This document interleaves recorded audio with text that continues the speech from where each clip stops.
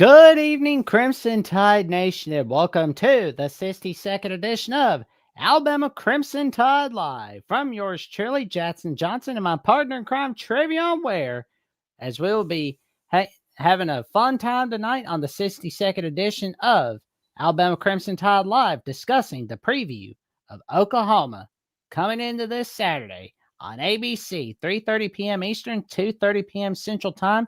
Jeffrey's not here with us tonight because he had to take a work shift, but he will be back Thursday night for the Alabama Call-In Show. And I can tell you right now, we've got some fun guests from Oklahoma at the Voice College Football joining us for this edition. And let me tell you something, folks, you're going to be in for a wild ride. How you doing tonight, good buddy? Doing good, doing good. Ready just to really just chop it up and really talk this ball. Got a critical matchup coming up and ready to converse with our guests and get it going on. Oh man, it's gonna be fun. It's gonna be fun.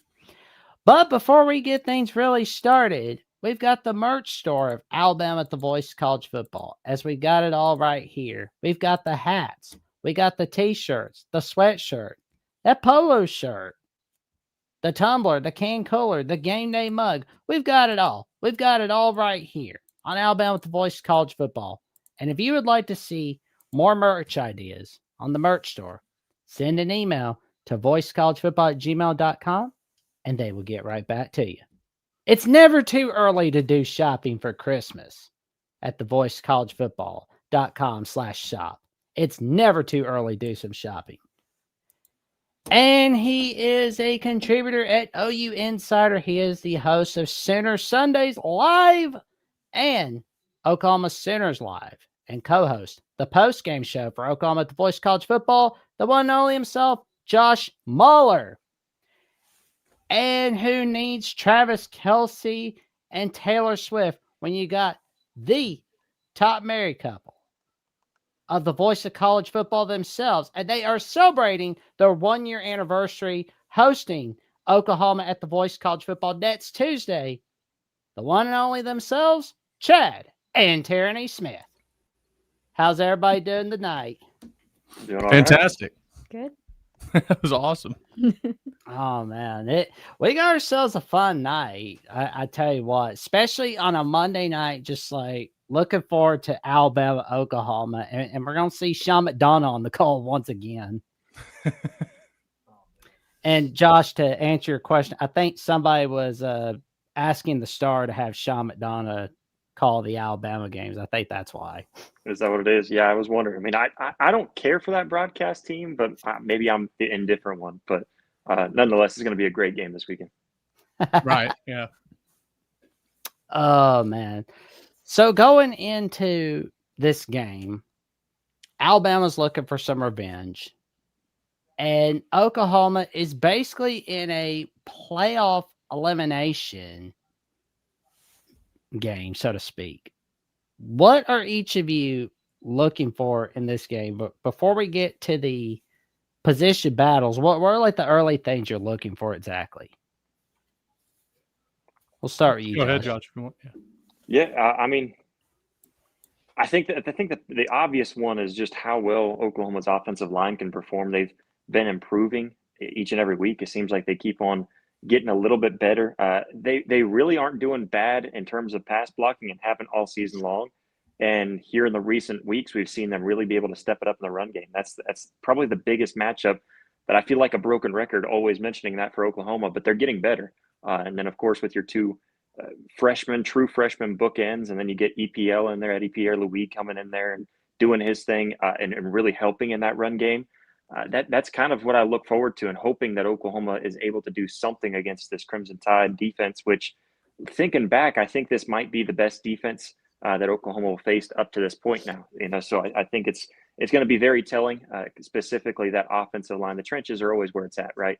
But especially so for Oklahoma, where they could really utilize that run game and get something going there in such a big time matchup. Yeah, I'll let you go ahead. I know that You always say we skip and take all the points. I know, but the problem is though, like I think for most Oklahoma fans, what we're looking for is just trying to get any type of consistent offense. So for us, like making sure that Xavier Robinson is still being able to run the ball, and again, that is going to be hard because we do have all the true freshmen up front going against like another physical defensive line.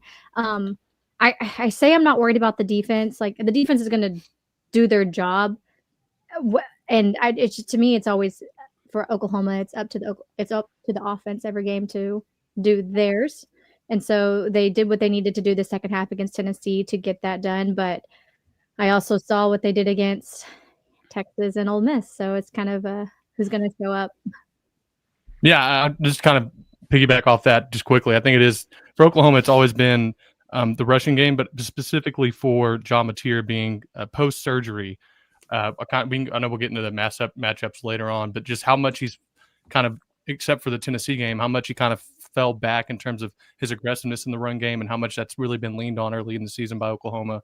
Now that you have X-Rob kind of coming out and really starting to dominate or take the lead in carries, is John going to start to be able to rely more on just 10 carries a game, but those being more aggressive, or how is that going to relate to the run game overall being more successful? So that's kind of where I'm looking at the rushing game being good.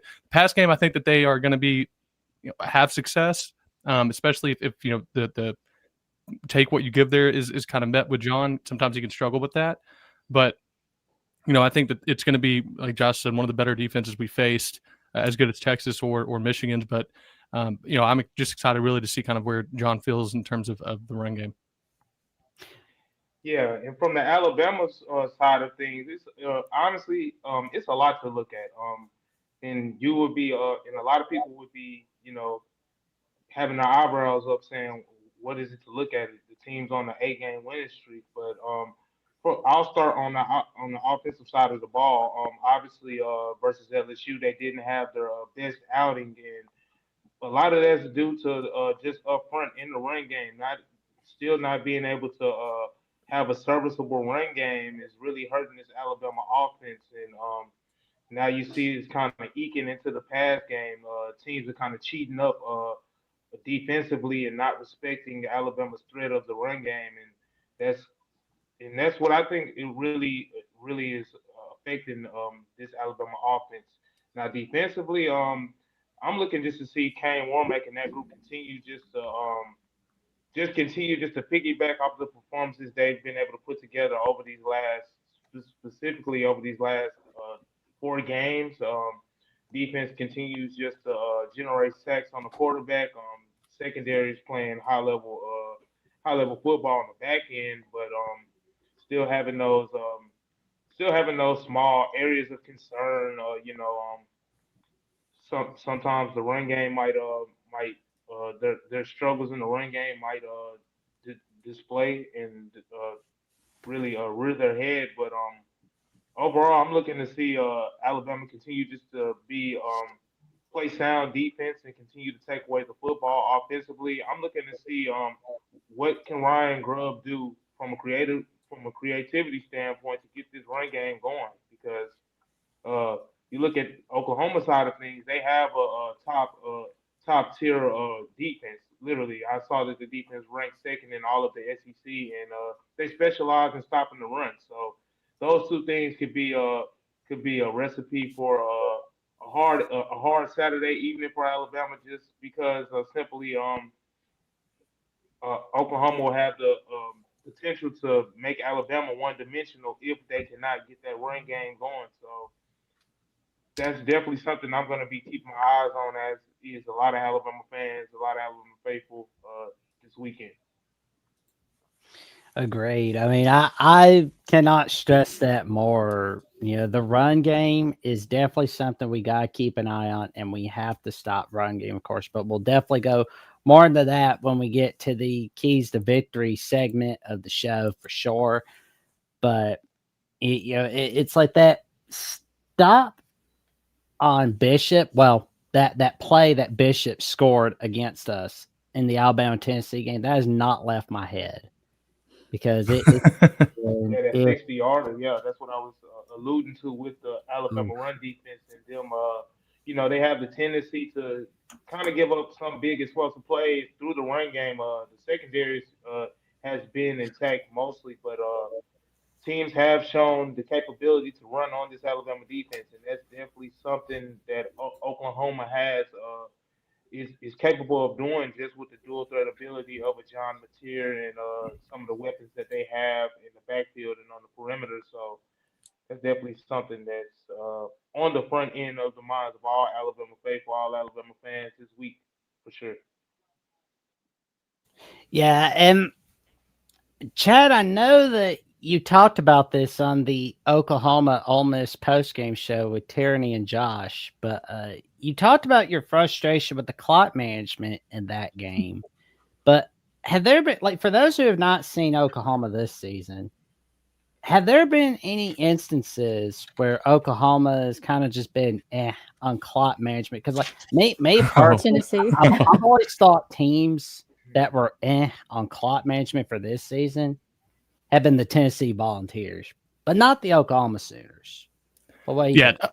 Oklahoma is, I think it's infamous with Oklahoma fans, the clock management issues. That was really the big knock on BV, even whenever he picked up the defensive coordinator role going into the season. A lot of people were worried about, how do you handle the head coaching duties in terms of clock management? I believe in Josh or Tierney. If you have a different opinion, tell me. But I believe that and when the offense is on the field, for the most part, I think Brent Venables has really said, look, Arbuckle, it's your role. You're going to, if you want to use timeouts, this, that, and the other, I'm going to let you take control of that. Clock management's hard because, like, I have a running kind of bit that I do that, like, I'm an expert. I should just be the clock management because obviously it's easy in hindsight to say what you should have done. I mean, that's the thing. It's always you should, like we always talked about the end of the Tennessee game when X-Rob fell. Like, that's a brilliant play. Unless the next play you fumble the snap and they scoop and score it, and they fumble the snap and they get a field goal to lose the game, and then it's everyone would say you got to score there. You've struggled on offense. You can't guarantee, which was my opinion at the time. But it's also like it's smart whenever you look and then again going to clock management, you go down short of the goal line to use a timeout. The goal would be to go down short again, so they have to use another timeout, but you just score that next play anyway. So really, you didn't even make them use their final timeout. So again, it was one of those. Well, what was the goal here? And, they do twice a week. I know Oklahoma does, and I'm sure every team does. They do their football school where they just go through and they have clips of games over the weekend from NFL to college, and they just kind of game theory those situations out. They say, like, what are we going to do here, and here's why. And it's so easy in hindsight to say what you should have done. But yeah, Oklahoma's definitely had, and I'm Josh and T have examples they could bring up, but definitely been, I will just say, a little dubious of the clock management issues. And I feel like, I don't know, maybe that's ubiquitous with all college football fans. They all think the clock management could be better. I don't know. Maybe when y'all were, winning natties every year, it was different. But yeah, but I'm sure y'all found something with Saban to be. Hey, at least we weren't like LSU in 09 against Ole Miss. Now their clock management was atrocious. That for those of us that don't have didactic memories, what was the LSU 09 and Ole Miss game? Oh, that was November 21st, 2009. Ole Miss won 25-23.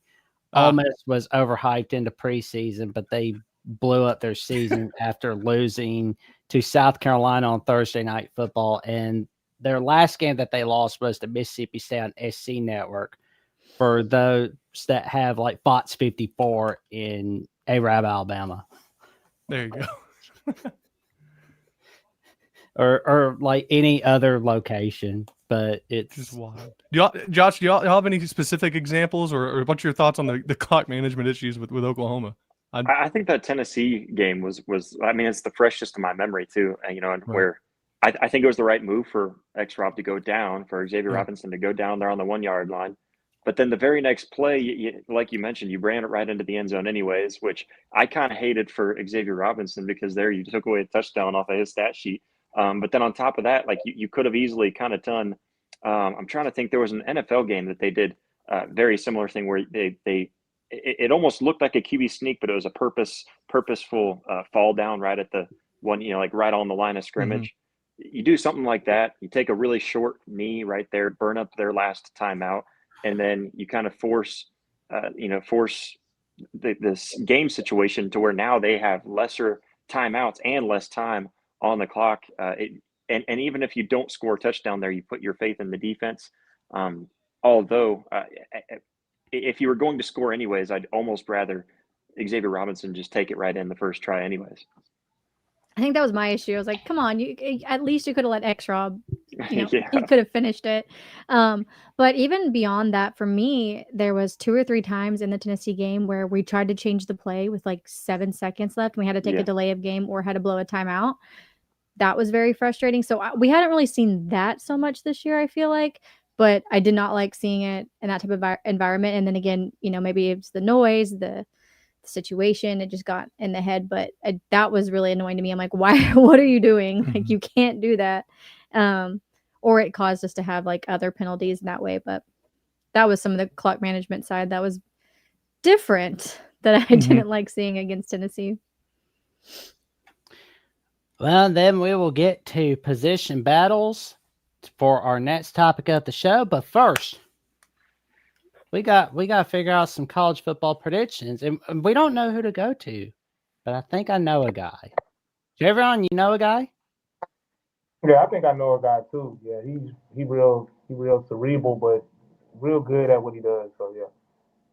Josh, I think you know that same guy too. I may. I'm not sure who you're alluding to, but I may know who it is. Chad Tierney, I think you know him too. The Pick'em's guy, the predictions guy that we have. Yeah. They say he makes magic with predictions for the world of college football. He might be the cutest predictor as well. Lord. He's the voice of college football, but I think he's the doppelganger of Mark Rogers. Let's see what the doppelganger has to say. College football is even more exciting when you've got some action on the line, and the games are even better when you're cashing in. And the voice of college football is the place to be to get the greatest value. Start with my picks. 75% against the money line, 58% against the spread, and I've got a 40-plus year track record.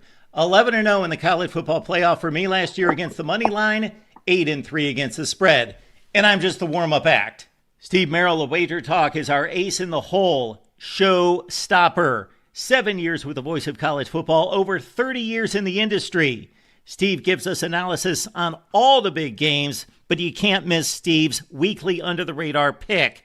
28-12 against the spread the last 3 years. You also get picks from some of our top analysts here at the Voice of College Football, including Corey Bratta, Matt Zemek, and Steve Dace. Check out those numbers. Become a YouTube or Patreon member for just $99 per month. Go to the main channel on YouTube, click join, and then select a betting tier. Do the same thing on Patreon. Make 2025 a winner now. And that is why you go to Mark Rogers, Corey Bratta from the Hawkeye of the Storm, Matt Zimmett from USC Primetime Live, USC Trojans Wire, College Wire, USA Today, Steve Dace from the Michigan Podcast and on the Steve Dace Show on Blaze TV, and all those guys are right here on Voice College Football Bets for the top-notch predictions in the world of college football. And don't forget to go for that under-the-radar pick of the week from Steve Merrill, because as I can tell you right now, those games that you're not thinking of, Steve Merrill's got you covered. I know it. I'm going to Steve Merrill, and you should too.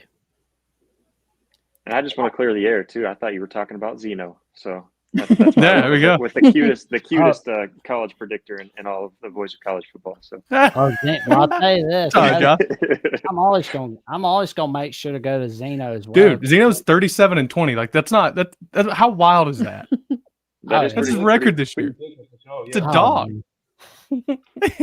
Oh, man, that's always fun. Watch a little Zeno zone, man. What team? That is am I all gonna- T's idea, by the way. Oh, that was an awesome idea. I love it. Alrighty, so we've got some position battles to look out for in this matchup on November 15th of 2025 in Tuscaloosa, Alabama, in Bryant-Denny Stadium for Alabama, Oklahoma. Chad Tierney, we'll go ahead and start with you for the position battles to look out for. Then we'll go to Josh and we'll go to Travion, and I'll go last. All right. For me, it's come down. It really comes down to our corners against their receivers, and I think for specifically because if Oklahoma wants to create what again, not to jump to, keys to I guess keys to victory, have we gotten the keys to victory? Not I yet. don't think we have. Okay. Not officially. I might. Okay. I don't want to jump too far ahead, but for one of my keys to victory, I will just say that being able to blitz and get out of zone defenses against Ty Simpson is going to be big. And if you're to be able to do that, you're going to have to be able to man up on the outside. And as good as Cortland Guillory's been as a true freshman, again, I think he's going to be another corner for Oklahoma. He's going to be a fresh, if not first team, second team All SEC freshman, All American. He's extremely good. Played really, really well. The thing with Alabama is there's just so many of them. Like there's no real break. And I know that maybe and maybe if you're covering Alabama week in, week out, it's different. But I know from the outside, the Ryan Williams hasn't had you don't fear him, if that's the right term, as you did coming into the game last year. But there's a lot that goes into that. And I think that he plays hard. He's a really good receiver. But at the end of the day, he's an all-world talent and extremely good. And what's wild is I'm not sure Bernard isn't even better. And then you got your tight end that you go to over and over, who's at least the games I've seen being extremely consistent. So for Oklahoma to be able to play, and again, like good defense, you're going to get busted by those guys. They're too good to just, it's like a Cam Coleman or Jeremiah Smith type thing. When you have Ryan Williams or guys that are that good, you're going to get beat sometimes. But can you make that the exception rather than, the rule for the game? And for me, that's such a big deal. Because it allows you to open up your Venables loves to do a lot of exotic looks on the back end. He loves to bring a lot of pressures. And if you're able to at least get consistent coverage, especially for the quick game areas, then, that's going to really help Oklahoma's defense starting out the game and hopefully ending it too. That was my first choice too, was that seeing how our corners and our safeties are going to do, because Eli Bowen did do a good job on Ryan Williams last year. I mean, the touchdown was called back, thankfully, but other than that, he did a very good job on him, but he's just not the only weapon that you guys have. So that's something that we were kind of exposed with Tennessee, is we gave up a lot of long passes, but again, we could shut down the run game. So again, hoping to make Alabama one-dimensional.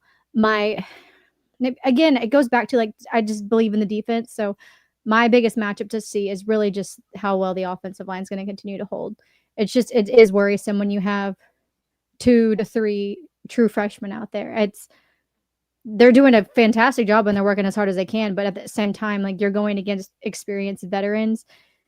And yep. I just hope they could just continue to improve and to just play with heart, because that's really where I worry. Because if everything collapses up front, then we have zero shot. I hate to say it, your run game's not going to go, the passing game's not going to be there because your quarterback's not going to have time, and that's what we saw a lot last year. So just hoping that they can just continue to fight in the trenches.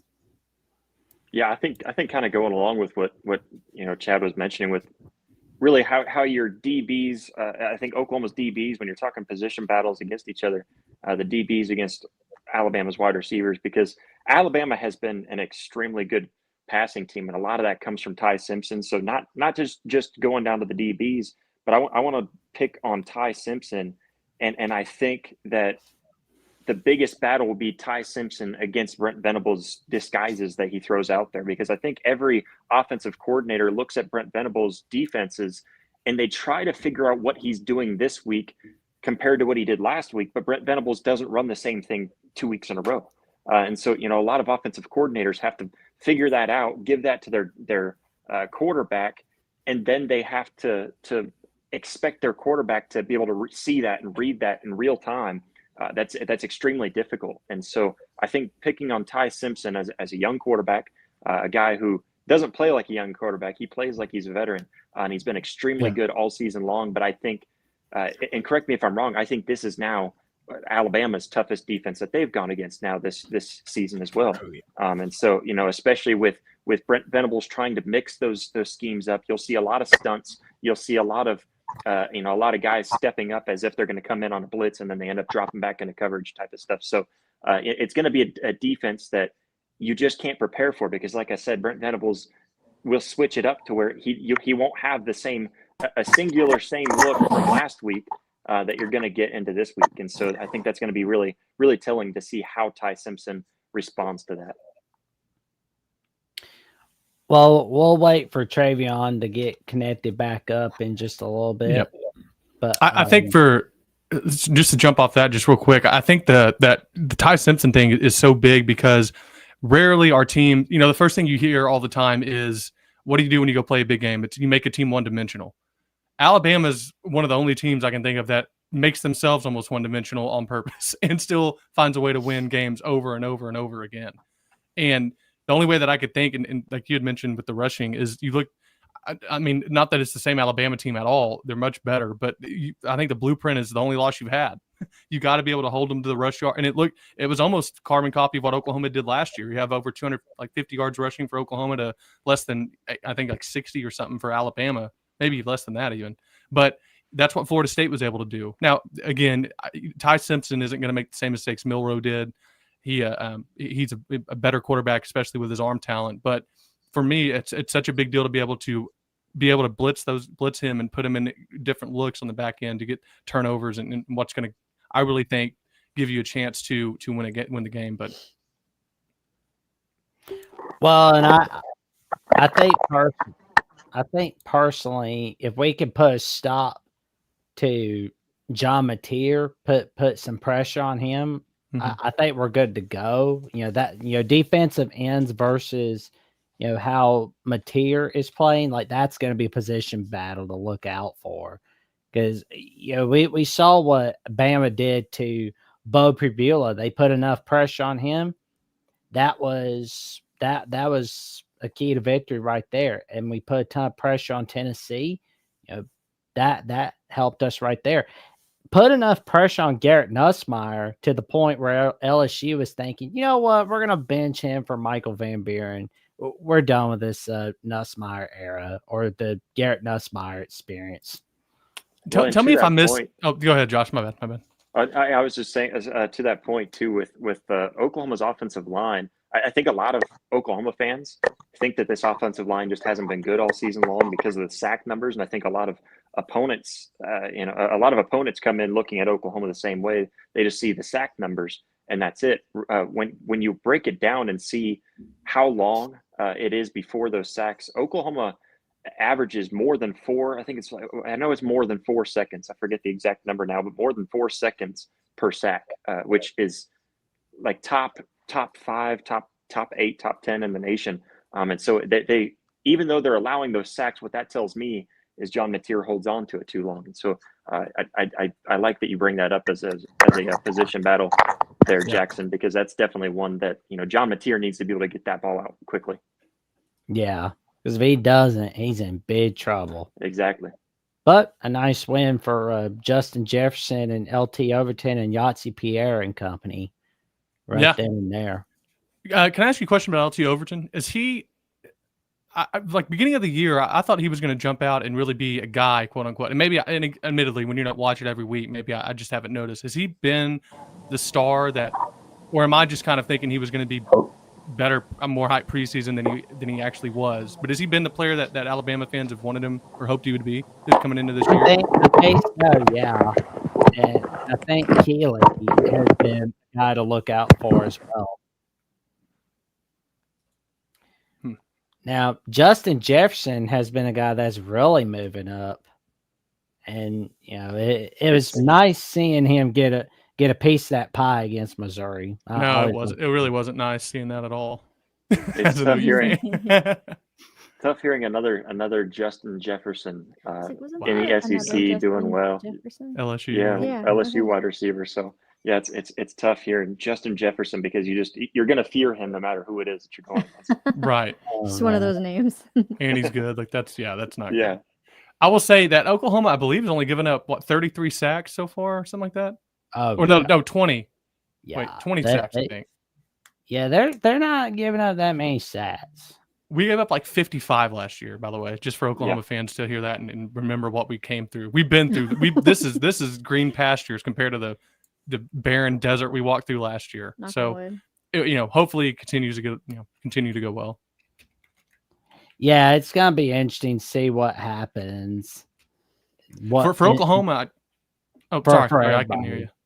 Well, I'm just saying for Oklahoma, I'm interested. Josh, have you heard or T anything with R. Mason Thomas? I know that he had the quad injury. Still no real news on him. I think we'll probably know more by Wednesday. Okay, gotcha. Yeah, I think we'll get an official update on our guys for Alabama and Oklahoma because that's when usually the injury availability report comes out. Mm-hmm. But we'll Hopefully when definitely you wait and see. And Trevion will be right back. He's getting his mic situation fixed. Yeah. But yeah, another position battle I'm definitely looking at is Oklahoma versus Alabama's run game.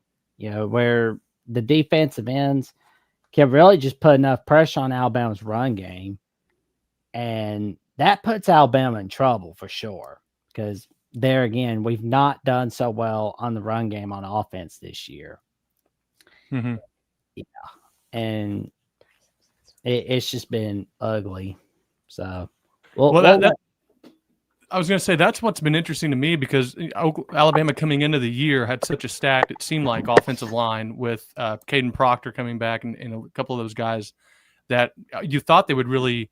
And I would like to hear, Trevion, his opinion on this. But I hate that I don't have the name, but this number 4 running back to me looks like a guy that I don't know. Listen, I don't know. I don't follow the team, obviously. I don't know if he has issues that I don't know about or what, but it seems like he's a guy that at least is more of a punisher of a runner. And he seems like he's getting yardage every time he touches the ball at least. Similar for Oklahoma fans, like an Xavier Robinson for us. I think he's 21 now, but it just seems he's always falling forward and getting tough yards where when you're struggling with offense, going from, 1 yard to just falling forward and getting 2, that helps a lot. I'm curious, your thoughts on that. Or am I crazy, or is that something even Bama fans have seen a little bit of?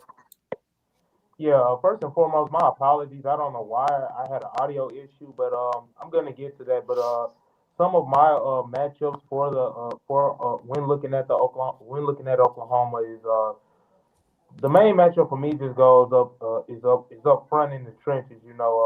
Oklahoma has a talented defensive line, talented defensive period. But when you look at that defense, the name that stands out to me is Taylor Wynn, a 6'4", 275-pound sophomore. He's obviously been disruptive. 28 tackles on the season, 11 of those tackles for loss, and 3.5 sacks. So I look at this Alabama offensive line, which our offensive line has been rotating all throughout the season. Still no set five. I don't know why that is per se.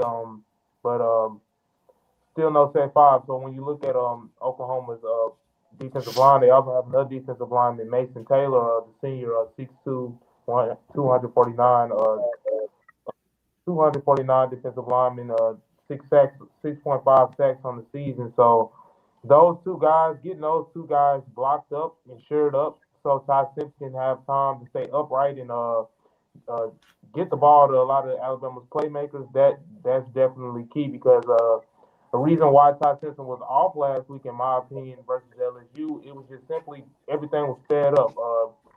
Alabama traditionally they haven't given up a lot of sacks up front on the offensive line this season, but Saturday they kind of had one of the lesser performances. They gave up around like 2.5 sacks, I believe. So a lot of that.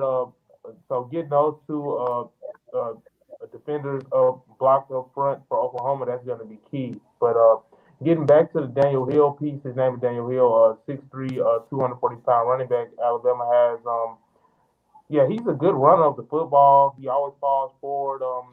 He can be a threat out the pass game, catching the ball out of the backfield and stuff like that. But Alabama has kind of gone through a running back by committee thing, and initially that started with Jam Miller starting out the year. Alabama's feature back started out the year with a shoulder injury, missed the first 4 games, and Alabama been trying to work him back in, but just haven't had the rhythm up front to get a consistent run game going. But when Daniel Hill has been in the game, he has produced. Not saying Jam Miller hasn't, but Daniel Hill, he's just a big body back that can run in between the tackles, can run outside of the tackles, and catch the ball out the backfield. So I feel like he's definitely going to get his fair share of the load Saturday. So that's definitely a player that could get that running game going for Alabama. But overall, like I said, getting those two forces blocked up front, Taylor Wynn and Mason Taylor Wynn and Mason Taylor, getting those guys blocked up front and giving Ty Simpson time to distribute the ball to the weapons that we have. So those are kind of my matchups, and obviously heard you talking about it too, Jackson. Have to just continue to put pressure on John Mateer. Alabama has Yonze Pierre. He's been their best sack artist, as you would say. He's been their most productive pass rusher on getting to the quarterback and just generating pressure and stuff like that. So definitely want to just contain John Mateer and make him beat you with his arm, because you saw Tennessee was doing that at first a little bit before Oklahoma went on the bye, but still the same. John Mateer still was able to get loose and show off some of that athleticism and ability to run with the football. So containing John Mateer and just blocking up front and stopping that monstrous Oklahoma defensive line, that's definitely going to be key for Alabama to come out victorious. Yeah. That is for sure, man. I am so excited about these position battles to look out for Saturday. But apparently you got some magic cooking on Centers Live, good buddy. What are we looking for Tuesday night from you, Josh? And what's your score prediction for Alabama, Oklahoma? Yeah, Oklahoma, the voice of college football, Tuesday nights, 7 p.m. Central Standard Time. And then, we do shows on Thursday as well. But Josh, take credit for that. Josh puts in work. I got to give him credit for that. And Sundays is too. I'll try to join you Thursday. Well, actually, I can't this Thursday. See, you put in. I just got to give you more credit than you're giving yourself, because you won't do it. No. Yeah, you carry it. Yeah, don't. I can't piggyback that. Sorry to interrupt you. No, I think this one ultimately comes down to, for Oklahoma, limiting Ty Simpson, and then for Bama, being able to use Ty Simpson to his fullest extent, because we know that he's capable of it. And so really Alabama just doing what Alabama does best and lean on the young guy to go out there and ball out. And so I think if Ty Simpson is able to have the kind of game that we've seen from him through 9 games now so far this season, I don't really have any expectation of him slowing down. And Oklahoma has been a little lackluster in the secondary at times this season. So as it stands right now, it's only Monday night, so maybe I'll hype myself up to have a better prediction closer to that point. Right now, I'm feeling Alabama 28, Oklahoma 17.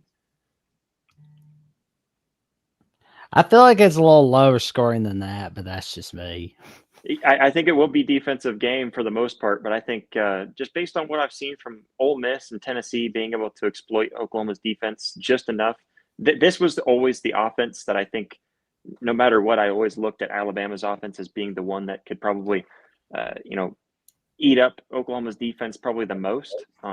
Although Ole Miss just seemed like they just had the number. I think the whole using the play clock to your advantage, or the waiting until 15 seconds on the play clock in order to line up, that was really smart by Lane Kiffin. So I don't want to give Kalen DeBoer any tricks or any tips or anything like that, but that was definitely one that seemed to hurt Oklahoma the most. But no, I think Alabama's offense will be able to score a good amount. I don't have a whole lot of faith in Oklahoma's offense. It's just been up and down a lot this season. If Oklahoma can play at their fullest, I think they compete really well and really close in this game. And I think Oklahoma's good enough to win. I just don't have a lot of faith, a lot of confidence in that win. Wow. We'll definitely wait and see. I mean, I hope that's what it is for Bama's sake, 28-17, but I'm just kind of like, I don't know. But again, we'll wait and see. Well, all right, Josh, we will be seeing you later, and you stay safe and stay warm. It's cold out, good buddy. It sure is. I appreciate you guys for having me on, and I'll catch you all later. Catch the man, you later. Josh. And of course, before we get to our next topic of the show, we'd like to tell you to shop on Amazon using the link to support the voice of college football, as you don't need to buy a product displayed. It doesn't cost you a penny, and you get the same shopping experience. I mean, it's never too early to do some Christmas shopping or Black Friday shopping for that matter. So that's why you click on the link for the voice of college football. for Amazon. That's right. There it is. There's the merch. Boom. There we go.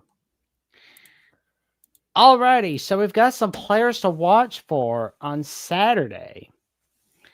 And we'll start with Chad Tierney to let us know who we need to look out for besides John Mateer for offense and the guys to look out for on defense as well. Then we'll go with Travion and myself. Oh, Chad, you're muted. Oh, sorry. I always make sure I'm mute. Do you want to go first again? Players to watch? Okay, I can do players to watch offense. How about you do defense? Okay. I have one offense. Yeah, okay. I'll do Okay, defense. fine, whatever. Go ahead. Players to watch offensively, definitely. Of course, you already mentioned John Mateer.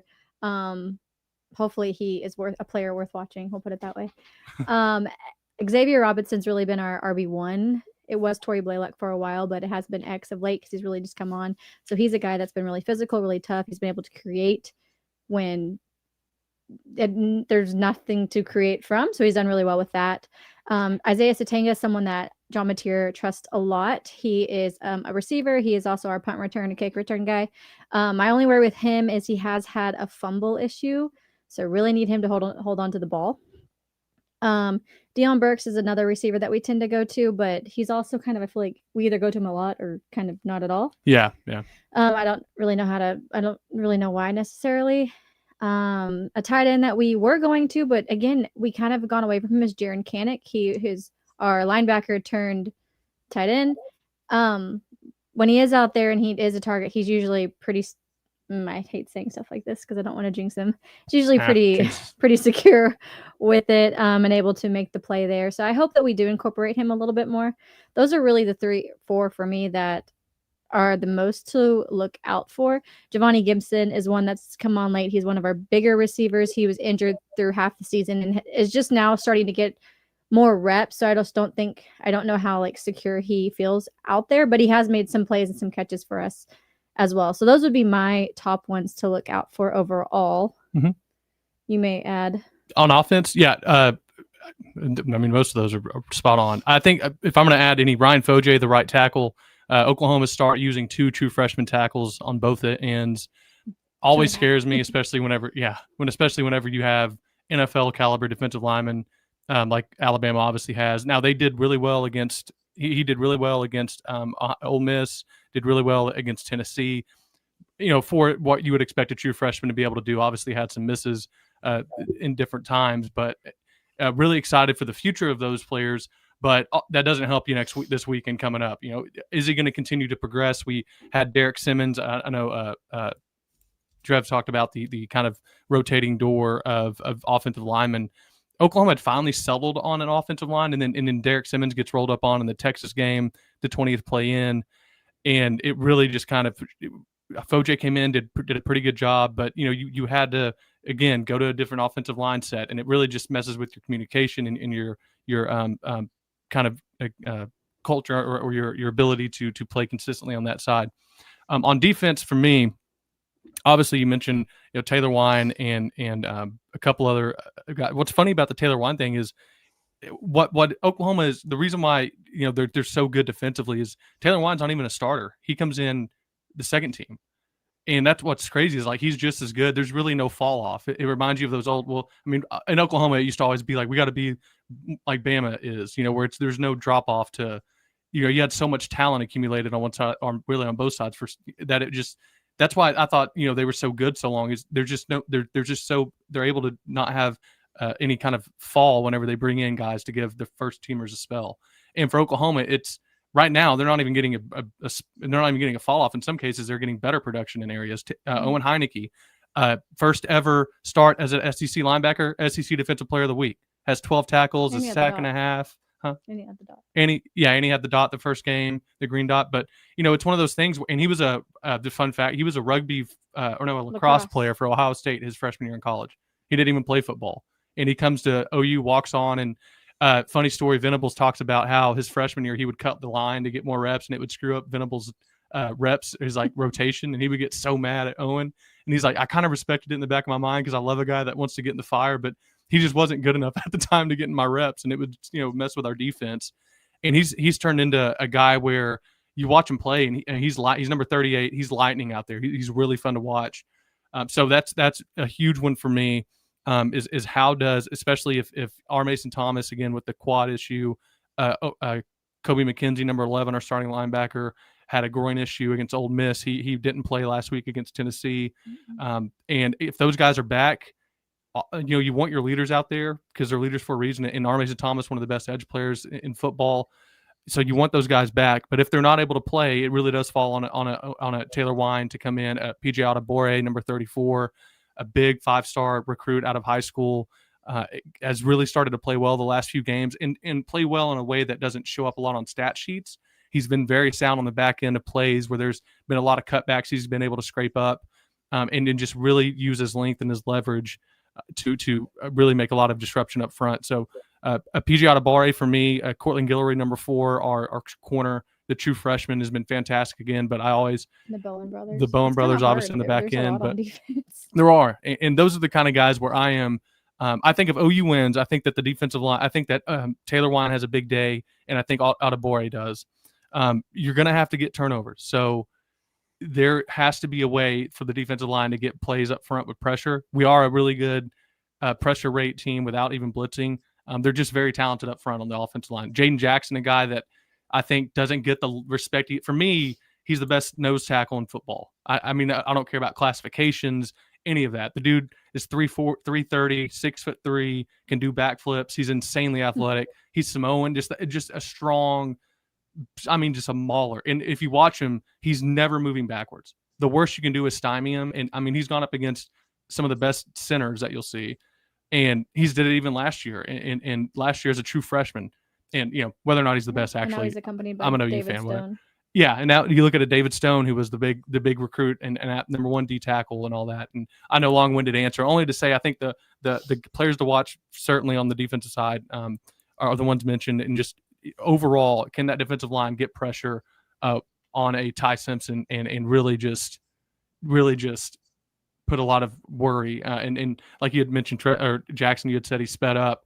It's really the only way you're going to beat a guy that's that good. Is you got to make him see ghosts. And I think Trev mentioned it earlier, is John Mateer sadly has started to see ghosts, I think, because early in the year the O-line was so porous that I think he's starting to get PTSD, I've been calling it, where he's seeing guys where they're not even there. Like he's running into sacks sometimes instead of stepping up in the pocket, or he's not just taking the easy completion. He's wanting to make the hero throw ball all the time.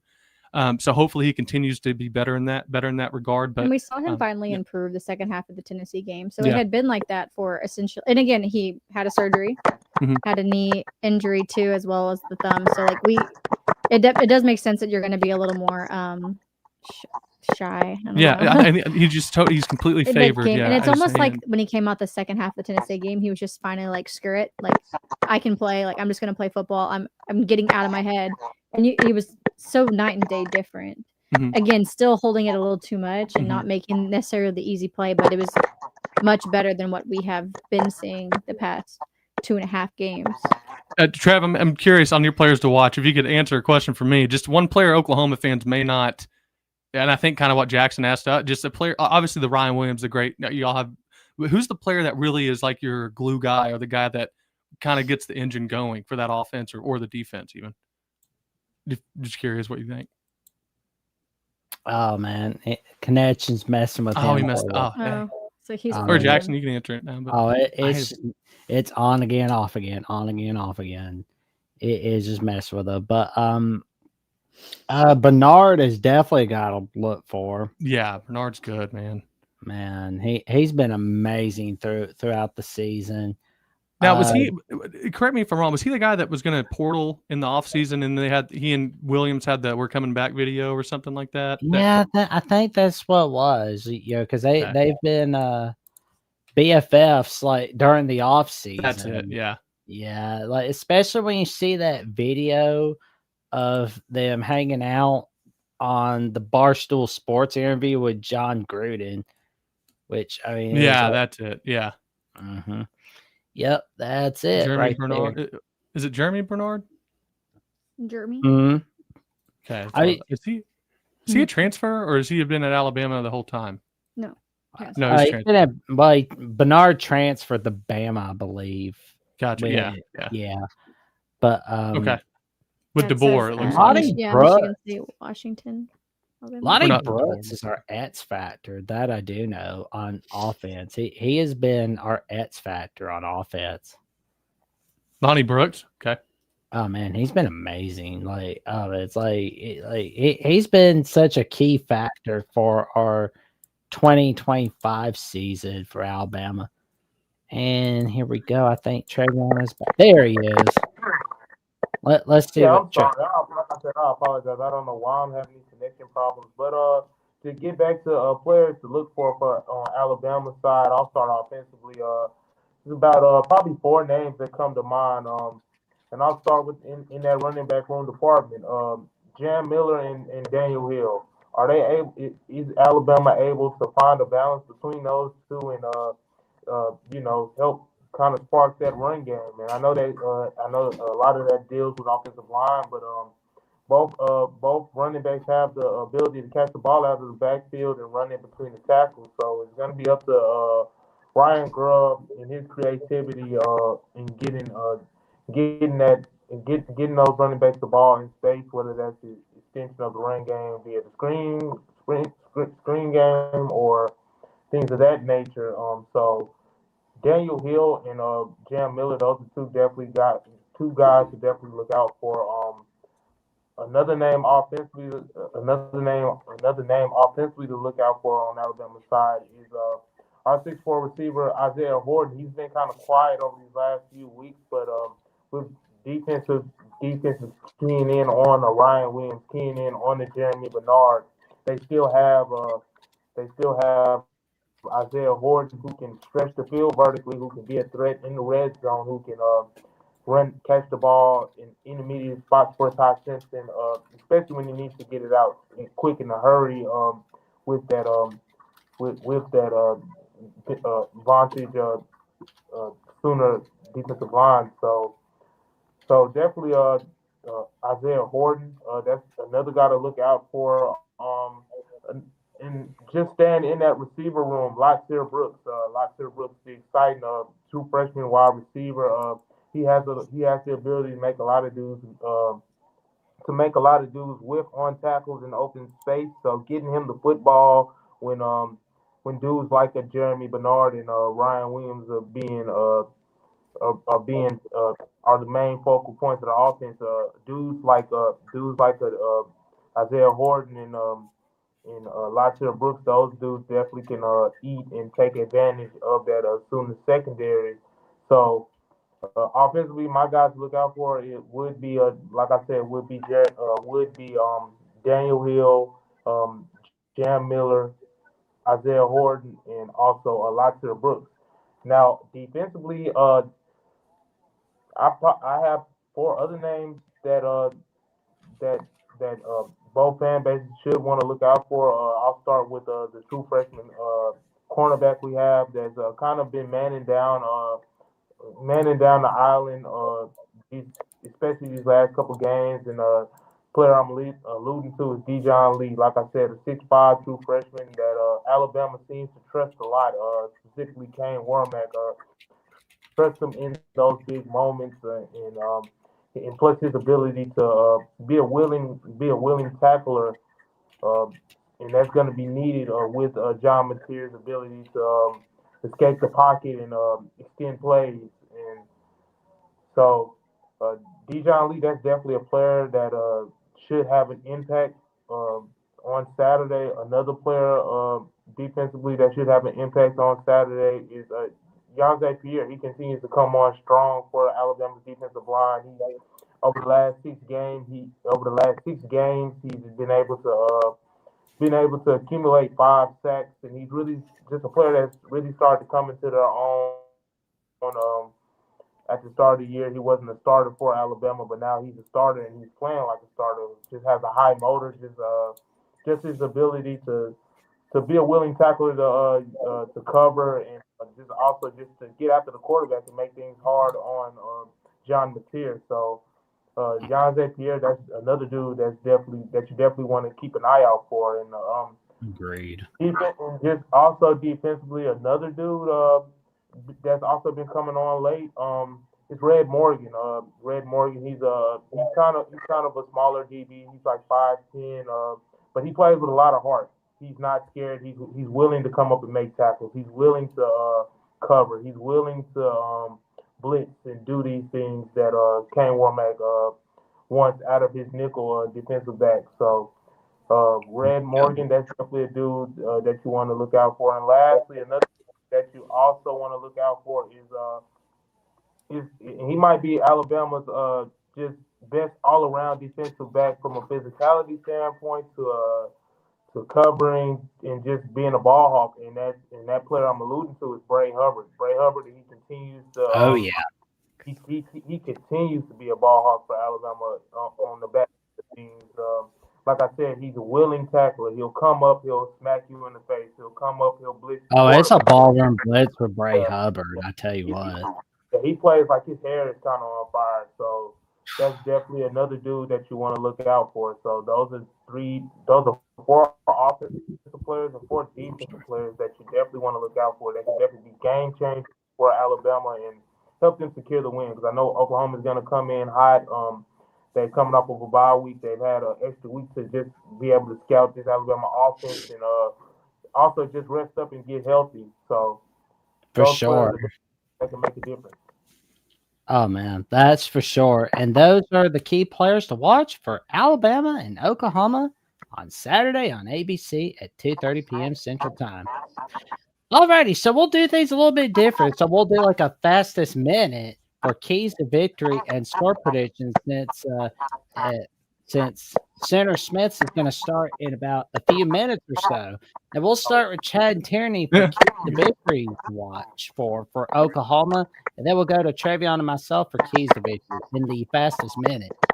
Go ahead. Keys to victory for me are going to be the run game. Whoever gets the run game going, going to have the better chance of winning, period. And then as well as the turnover battle. So I think if Oklahoma can win the turnover battle and can win the run game battle as they did against Tennessee, I think they have a good shot to win this game. Turnovers, you got to get them. Oklahoma since 2002 is 4-1 against Alabama. We have beaten the big bad wolf 80% of the time. That continues even with the black hoodie on in app. Well, is that black hoodie's only night game, isn't it? Is that the lore? Black hoodie. Even in the black hoodie in Tuscaloosa. And I know it is funny how that really has like correlated like the wins and losses. Oklahoma gets it done to me 23-26. I think that we turn over Ty Simpson. I don't have evidence as to why because the guy doesn't turn the ball over. It's more just maybe hopium. Look, and I'll fall into hope. That's fine. Josh, I was 23-20. Okay, yeah. Josh Mahler, he's more. Yeah.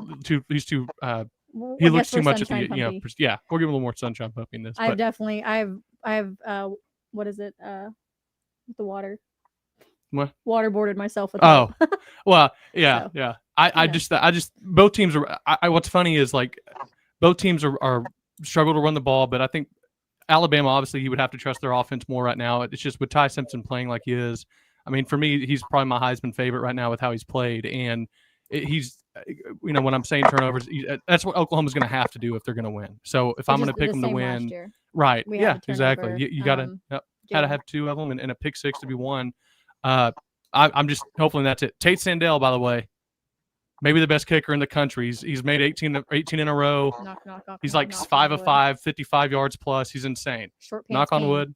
Also wore a diaper last game. If you saw him, he went viral because his shorts were literally almost too short for underwear. But awesome, yeah. But that's awesome. Thank you all so much for having us on. It's nice to meet you. You got Trev, by the way? Or I've been calling you. Yeah, Trev.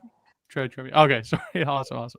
Oh man, tell your friends, family, and cashiers and post about the match that Chad Tierney bring Monday nights on Oklahoma on Senator Smith Live on Oklahoma, the voice of college football, including tonight's edition, where I'll be joining them in just a little bit.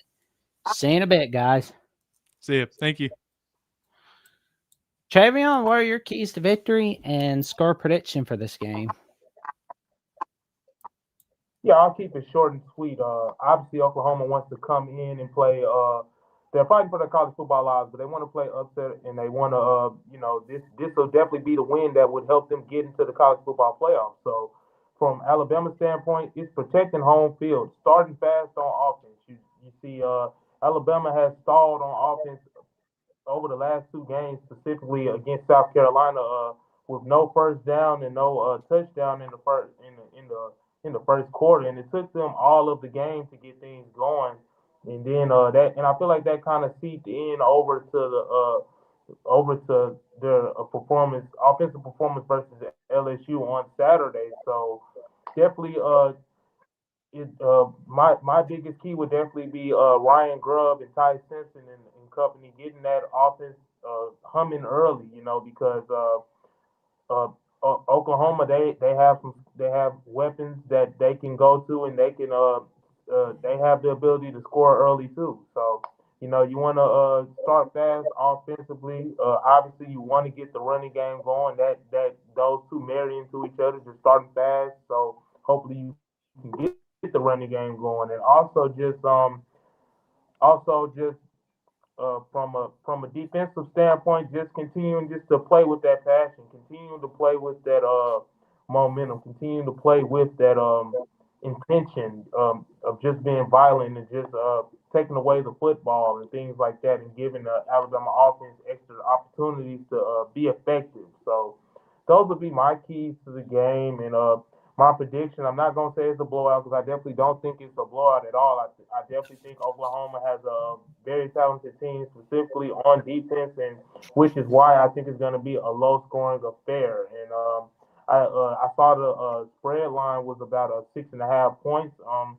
I would lean into Oklahoma keeping it around 6.5 points. So I think it's going to be a low-scoring, very close game. And when I say low-scoring, I'm thinking about probably a 21 to 14 type of game. That kind of leads. That kind of makes me contradict myself because I just said the spread would be within 6 points, but I think it's going to be one of those type of games, one of those 14 to 21 type of games, and the game's going to wane into the fourth quarter, and it's going to be on Ty Simpson in that Alabama offense to game-winning play. They have the more talented offense, but can they make the plays to separate themselves? Because that's how even LSU and South Carolina were able to still be into the game even in the fourth quarter. So that's my thoughts on it. Definitely think it's going to be a low-scoring game. Prediction, like I said, 14 to 21. Alabama wins. Alabama protects home field and moves to 9-1. There we go, man. And keys to victory for me for Alabama are make sure you put plenty of pressure on John Mateer. You'll be good to go. Make sure you got enough of a running game going. You're good to go. Make sure you're handing the ball off to Jam Miller, but make sure you do everything you can to stomp that Oklahoma defense. And make sure, you want to throw the ball to Ryan Williams, Jeremy Bernard, and Lottie Brooks, and Isaiah Horton. But what you want to do is throw it to Josh Cuevas as well. Throw it to Kevin Riley. Make sure you got everybody. Make sure you're protecting your quarterback because Oklahoma's defense will be chewing you up for sure. And, if you make Mateer have to throw long ball, I think you'll be good to go. Which I don't think he'll be able to be doing that, which he couldn't do that against Texas or Ole Miss for that matter. And we've not seen him do that since he came back from his shoulder injury. So I think if we can put plenty of pressure on Mateer, we're good to go. But I, like Trevion and everyone else here on this panel, believe this is going to be a low-scoring game. I don't believe this to be a high-scoring game. It's going to be an Alabama 24-21 victory over Oklahoma. Oklahoma is basically eliminated from playoff contention, but it was a fun season for the Oklahoma Sooners in 2025 as they just rebounded nicely. Trevion, what have you got going on this week, good buddy? What do I got going on? Really just looking at these matchups. Oh, man, you got muted. Oh. I can't hear you. Yeah, I can't hear you. Nope. Can't hear you. Uh-oh. How the mic did get disconnected? Oh, no. Yikes. Suffering succotash. But I will say you can check out Trevion Ware at TWare1K on @/Twitter, where he's got magic all over the place. He goes over his takes on the Crimson Tide. He goes over his take on the NFL, Major League Baseball, and all of it in the sports world. All of it right here on TWare1K. And of course, you can check me out on Jackson Johnson 979, where I've got numerous episodes of Jackson coming up. I will be filming with Kyle Loomis of E2C Network, where we'll be discussing a lot about the Auburn Tigers for men's basketball, college football, and much more. And next week, I'll be joined by Matthew Lennox of Florida State Voice College Football, Florida State Wire, and blogging with the boys at SB Nation, discussing the Florida State Seminoles, the Cowboys, and all of it, all right there. We will be having a wild ride on the Jackson. You can find me on Jackson Johnson 979, where I'm 280 subs away from that magic number 1,000.